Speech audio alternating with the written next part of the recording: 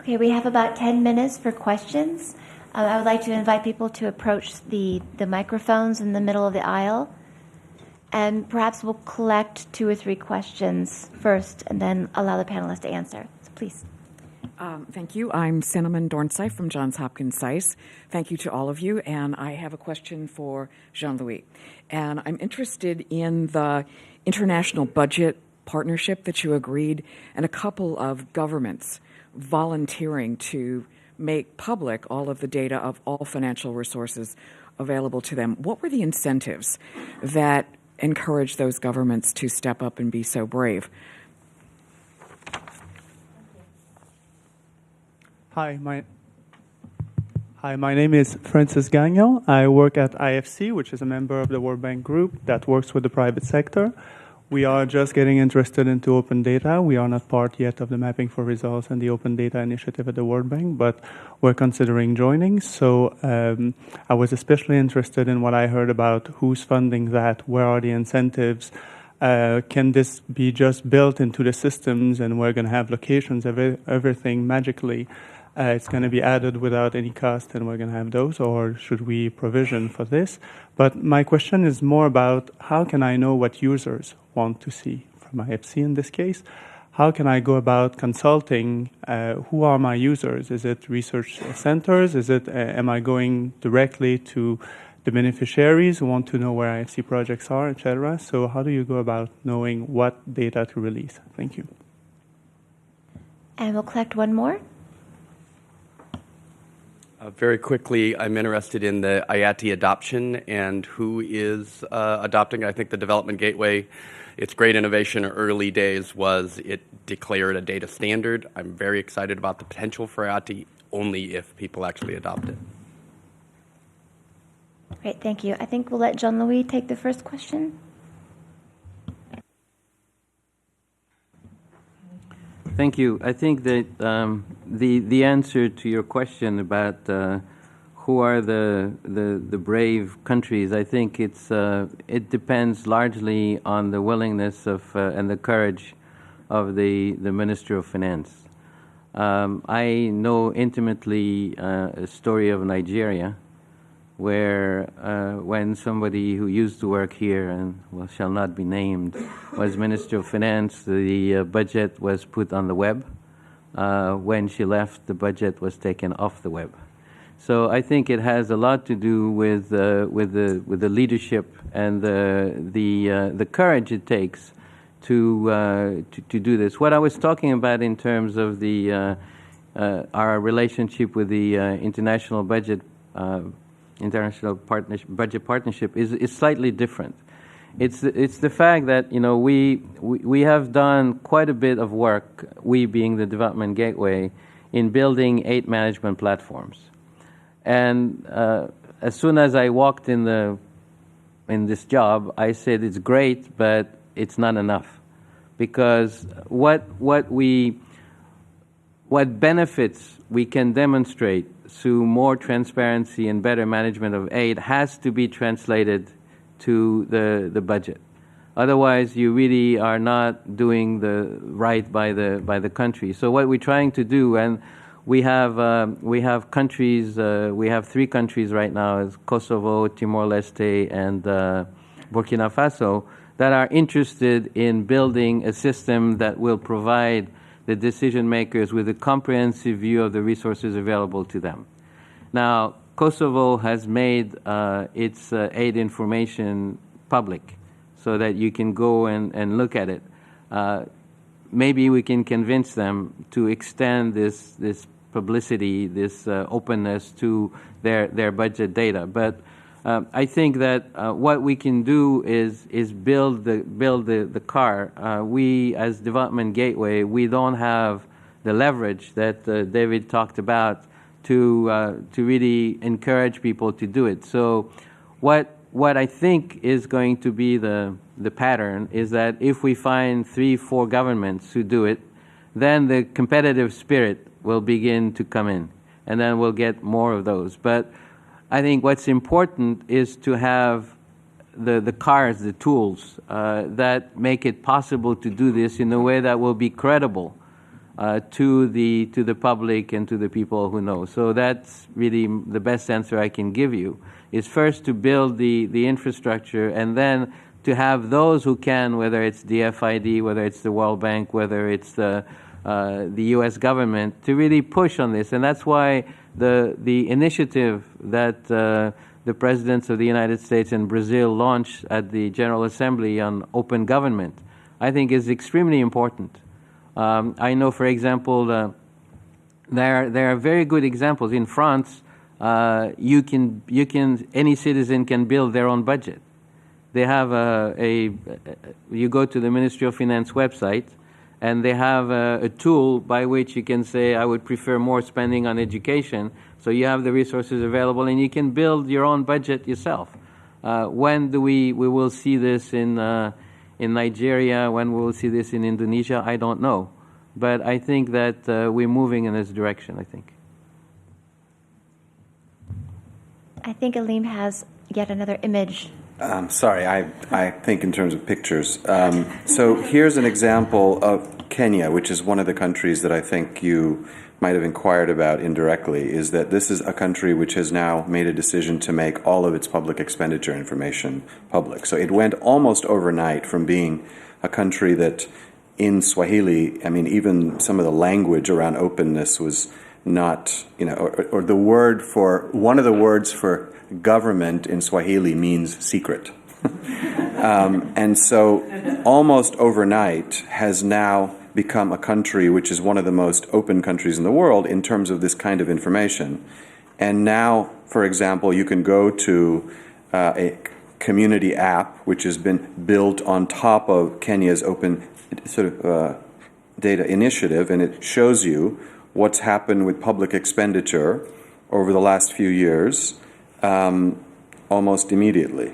So, you can start to see now what's happened with spending, right? You can see what's happened with you can see what's happened with, social infrastructure, et cetera, and then there's a tool now which in an hour and a half I'm meeting with a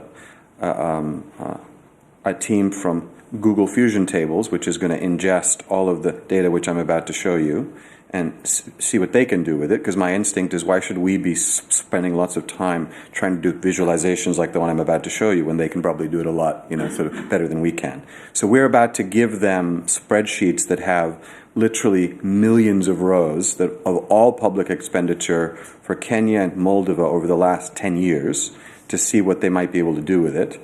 And here's an example of what we've been able to do with it. So here's Kenya. You can look at poverty rates.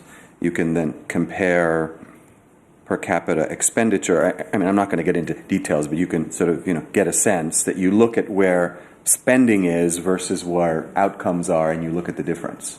But this may not be the most effective way to make that point. So we're going to give all of this data to somebody else that might actually turn this into something you can understand. Thank you. I actually vividly remember the gentleman from Kenya who presented this work back in this very room in July. Yeah. And one of his very big fears was that if his small group was somehow set aside, this initiative might fall apart. So it goes to Jean-Louis' point about the political will behind this initiative. So we also have a quick question about how we can know what users want to see in information, and also a question about IATI's adoption. So, just a quick comment on the very good question about how you would determine your audience and then appeal to them. And I guess the lesson we learned in those years of trying to implement these programs was that you never knew who was going to walk through the door. And most things were only obvious in retrospect. So it seems to me that a good strategy, if you have the resources, would be to deliberately sample for a while, try different things, and let people find you. And then you will build an audience knowing something about who it appeals to. And in practice, it's really quite difficult in advance to identify an audience profile in the abstract and then tailor your information to that audience.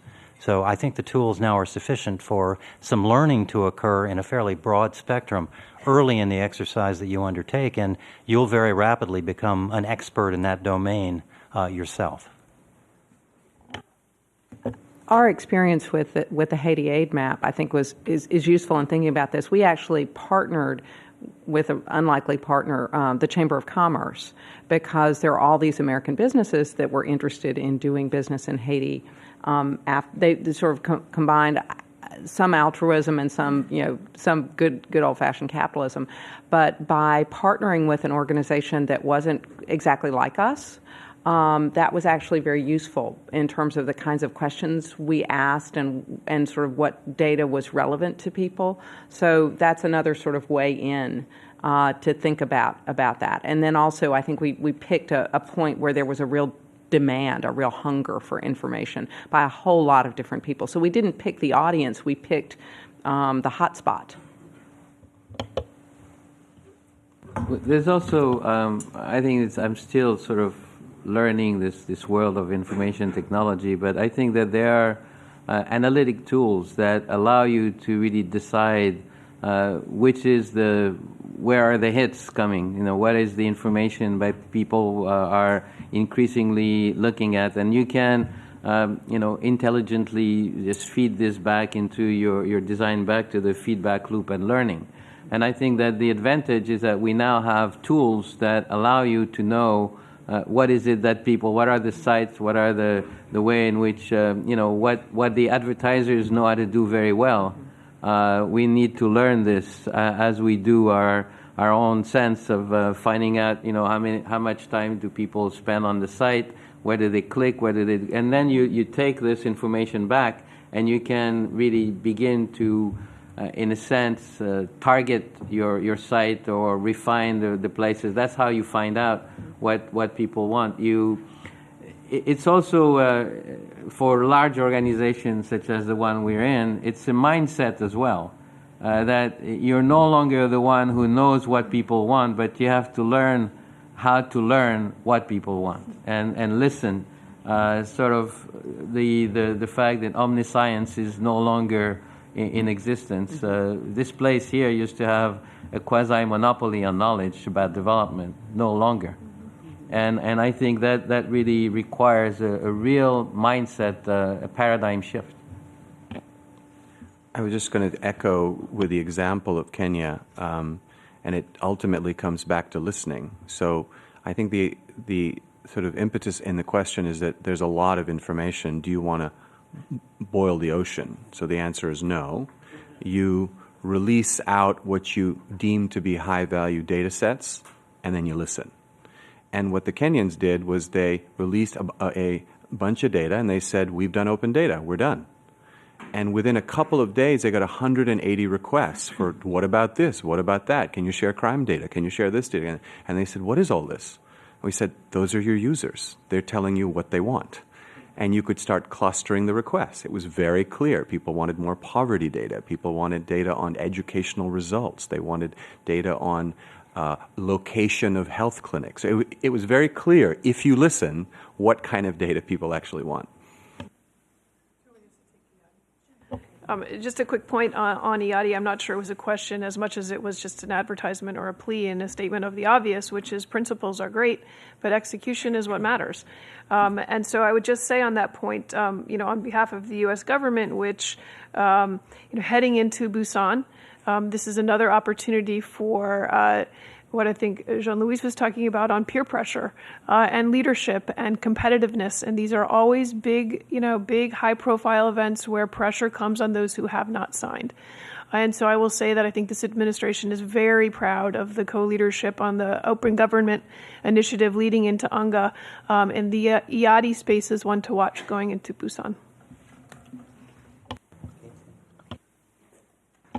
Just one comment, and we've touched on this, but I think there is a lot more that could be said and probably will be said. As part of the backflow in this process, people are going to be weighing in enormously because the channels are now opening. And I think a fascinating challenge for the next round will be able to see how you could begin to parse that feedback in ways that would provide useful guides for action. It's so complex.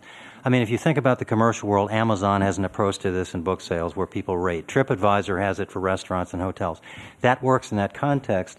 On the one hand, people give stars. On the other hand, they provide comments. But if you think about the world that we're talking about, which is quite multidimensional, it's a very hard problem to try to get out the essence. But I think it's critical, and I see that as a real development frontier for applications in the next 5-10 years. Just to add there, I think you're absolutely right, David. I think one of the things we can learn is from the world of customer satisfaction. And, you mentioned Amazon, TripAdvisor, Yelp. We've actually retained somebody that leads a firm called Keystone Accountability, which I'm sure some of you know, and who's written a paper with J.D. Power to say what can the nonprofit world of sort of beneficiary feedback, constituency voice learn from customer satisfaction, because there's a lot that's been learned in the world of the private sector customer satisfaction. And even when you get the data, what do you do with it? How is it actionable? What's the right way to interpret it? And I would make a distinction here between information and understanding. We are living in a world where there's a deluge of data, but there's a paucity of understanding. And I think we are going to have to figure this out, but we can't sort of hide behind the data in a sense. And I think, I used to work for somebody who, some of you will know, His Highness the Aga Khan, who has a perspective that I think is really unusual in the space, which is that he has impatience with a long-term perspective. And that sounds like a paradox, and it's exactly why it's so powerful. I mean, he wants results. He wants outcomes. He wants to see intermediate indicators we're making progress. But he realizes development takes decades. He doesn't expect you to address poverty. Like when I used to work for Google, people literally were working on quarterly timelines. I kept saying that's not really the way to think about some of these issues. Culture matters, lots of things matter. But that doesn't mean you can't be driven by results. So it's sort of getting right that tension between being results focused, looking at the right intermediate indicators, but also having a long-term perspective. Great. Thank you. We're at the end of the session, but of course the last word belongs to someone who just wrote in online. So Brian Hammond writes in with a few words about the EADI initiative. He says there are 21 EADI signatories now. 8 to 9 are now publishing. Sweden is coming online next week. And there's lots of interest in using these standards to come out in Busan. But he also says that EADI sounded out people in 70 countries to ask what they wanted. They actually asked the users, and their answer was timely, predictable data. So I think that's the good punchline. So please join us for coffee during the break. We will reconvene at 11 o'clock. And in the meantime, please join me in thanking this fantastic set of panelists.